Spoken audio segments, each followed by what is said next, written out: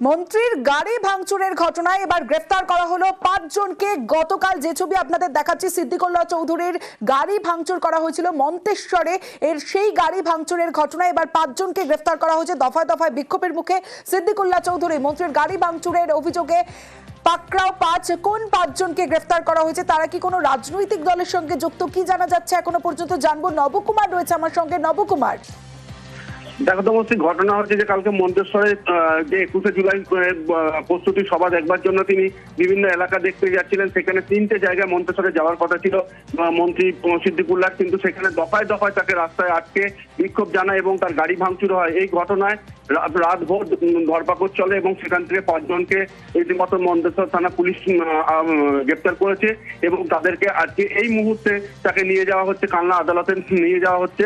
এবং এই ঘটনায় যে ব্যক্তি বিশেষ তাদেরকে নেওয়া হয়েছে তাদের এখনো পর্যন্ত কোনো রাজনৈতিক ছত্রছায়ায় তাদের জানা যায়নি, কোনো পদ যারা হোল্ড করে আছে কিনা এই বিষয়ে জানা হয়েছিল, কিন্তু তারা সাধারণ ব্যক্তি হিসেবে তারা বলছে তৃণমূল তারা কর্মী হিসেবেই রয়েছে, কিন্তু কোনো রকম তারা কোনো পদ অধিকারী নয়। সমস্যা বেশ।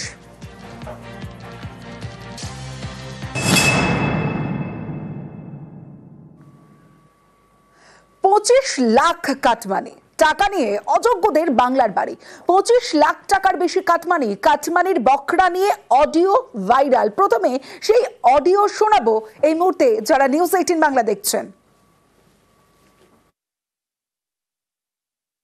আমাদের তোলার কথা 6,000 7,000 টাকা উঠবে, কাজ করছে না বা পাকাবাড়ি 10,000 করে, তাহলে আবার সেখানে উঠেছে। এবার কথা ছিল 2,000 অঞ্চল নেবে, 2,000 পাবে মেম্বার, উৎসভাপতি পাবে 700-800, আর 800 সব কর্মীদের ভাগ হবে। তাহলে 110 করে যদি ভাগ হয় 2,000 করে হলে প্রায় 2 লাখ। তাহলে সেই 2 লাখ আমি উৎসভাপতি 2,70,000, আমি 7,000 টাকা সেকেন্ড হ্যান্ড গাড়ি কিনছি। এসবগুলো তো প্রমাণ করা যায় না। ধর এই আমারও যখন বলবে যে টাকা তুলেছো, আমি তো অস্বীকার চাবো, কারণ আমি তো টাকা তুলি, বাপি তুলে নিয়েছে। বাপি যদি 3 লাখ তুলে নিয়ে 30টা ঘরে, আমি কি বলবো? আমি তো বলবো 1,80,000 পেয়েছি। বাপি যদি আমার 20,000 টাকা লেখা টাকা দেখে, আমি তো করে ফেল দেবো। মনে কর আমি প্রধান, আমার 19টা মেম্বার, তার মধ্যে তুই একটা মেম্বার, এবং তুই আমার খুব খাস লোক, বুঝতে পেরেছি। সব বুথি টাকা উঠছে, গরিব মানুষ দেখে একটাতে 6, বেশিরভাগ সব 10।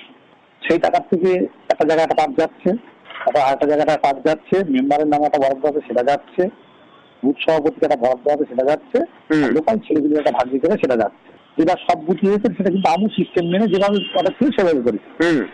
যা অর্ডার তার উপরে কিন্তু হয়েছে।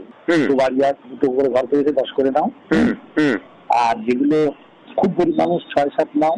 যে নির্দেশ ছিল নির্দেশ মতন সব হয়েছে। কারো 10 যে লেভেলে যে আছে সে মতন কিন্তু টাকা ভাগ করা হয়েছে। মেম্বারের যে ভাগ ছিল সেটা দেওয়া হয়েছে, বুথ সভাপতি ভাগে দেওয়া হয়েছে।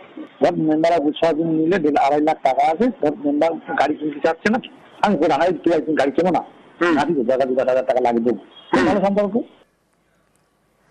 বুথ সভাপতি এবং প্রভাবশালী নেতার যে অডিও, সেই অডিও ইতিমধ্যেই ভাইরাল, জানিয়ে শোরগোল পড়েছে। সরাসরি চলে যাব, জিয়াউল আলম রয়েছে আমার সঙ্গে, জিয়াউলের সঙ্গে কথা বলবো। জিয়াউল, ঠিক কি হয়েছিল এবং যে অডিও ভাইরাল হয়েছে তারপরে ওই প্রভাবশালী নেতা এবং বুথ সভাপতি তাদের কি প্রতিক্রিয়া? দেখো, ইতিমধ্যে হাড়োয়া বিধানসভার গোপালপুর 1 নম্বর গ্রাম পঞ্চায়েত এলাকায় সেখানে বাংলার বাড়ির জন্য প্রায় 125 জনের বাংলার ঘরের টাকা এসছে। কেন্দ্র সরকার এই টাকা ইতিমধ্যেই বন্ধ করেছে, কিন্তু রাজ্য সরকারের পক্ষ থেকে এই বাংলার বাড়ির জন্য প্রায় 1,20,000 টাকা দেওয়ার কথা। প্রথম কিস্তির টাকা ঢুকে গেছে, কিন্তু দেখা যাচ্ছে সেই কিস্তির টাকা নিয়েই কিন্তু ভাগ বাটোয়ারা, অর্থাৎ যারা প্রভাবশালী তাদেরকে দেওয়া হচ্ছে, যাদের পাকা বাড়ি রয়েছে তাদেরকে দেওয়া হচ্ছে, কিন্তু যারা গরিব মানুষ, খড়ের চাউনি, ত্রিপলের চাউনি, তাদেরকে দেওয়া হচ্ছে না।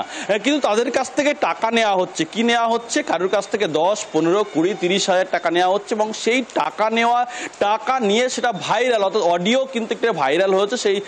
সেই টাকা নিয়ে কেউ বাড়ি করেছে, কেউ সেই টাকা নিয়ে গাড়ি কিনেছেন, এবং সেই টাকা নিয়ে একের পর এক নেতা ভাগ বাটোয়ারা নিয়েছে।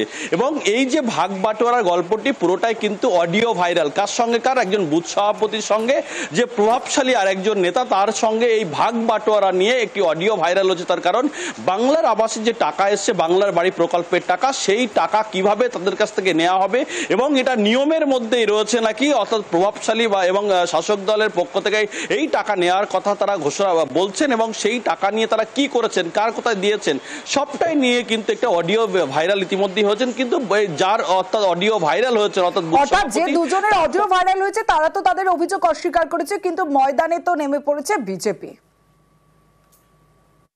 দেখুন, সামনে 2026 সালের ভোট, তো নির্বাচনে তো আমাদের এখানে কোনো মতেই দাঁড়াতে তারা পারেনি। বিরোধীদের টোটালটাই চক্রান্ত করে বলছে। আমরা নিজেরাই চাইছি যে এই কল রেকর্ডিংটা তো আমাদের নাই, এর তদন্ত হোক, যে কল রেকর্ডিংটা কে বা কারা করেছে। আমরা চাইছি বিরোধীদের মুখটা সামনে চলে আসুক। সম্পূর্ণ মিথ্যা, কোনো বেনিফিশিয়ারির কাছ থেকে কোনো পয়সা কড়ি নেওয়া হয়নি এবং আমাদের অঞ্চলেও কারোর কাছে কোনো অঞ্চলে কোনো নির্দেশই ছিল না কারোর কাছ থেকে 1 টাকা নেওয়া। এটা পুরোটাই মিথ্যে, ভুল।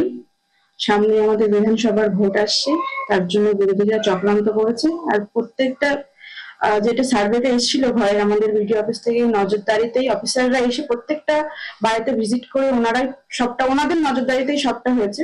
তার মানে আপনি বলতে চাইছেন কোনো দুর্নীতি হয়নি? না, এখানে কোনো দুর্নীতি হয়নি।